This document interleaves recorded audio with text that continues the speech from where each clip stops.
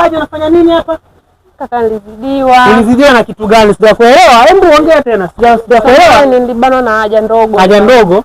Hii ni sehemu ya haja ndogo au sio? Nimeona tu mazingira nikaona. Sasa nikwambie sister yangu, mimi hapa ndio mlinzi wa haya maeneo. Yaani apartment hii mimi ndio nalinda, sawa? Bosi wangu kila siku anaona mimi sifanyi kazi. Anaona mimi kabisa mimi sifanyi kazi. Anaona mimi kabisa mimi sifanyi kazi. Anataka mimi aniachie kazi kwa ajili ya kumbe wewe unatafuta hali ya hewa kila siku hapa, si ndio manake? Kaka samahani. Wewe lengo lako mimi nijitwala, mimi nikose kazi. Ndio unaona fly. Hapana. Mimi nafanya kazi kila siku hapa, leo ninakusimamia kabisa. Unakojoa hapa. Ina maana hata kila kitu haja zako zote, haja ndogo, haja kubwa, inamaanisha wewe unamalizia hapa. Hapana kaka, ni leo tu nimezidiwa, wala sio kila siku mimi nafika hapa. Basi kwa mambo asiwe mengi. Yaani kabla mimi sijampigia simu bosi wangu, wewe nipe faini yake tu ni shilingi 500 mimi niondoke.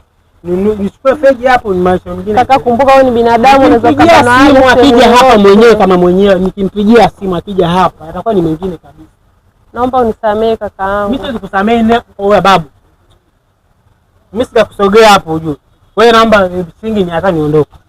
Basi kaka naomba 500 mimi niondoke. Naomba sio mengi basi naomba. Kumbe wewe ulikuwa napo unajivunga vunga hela kumbe unayo. Yangu basi. Sasa mimi sina kujua mkojo wa 500 hapo uendelee kujua.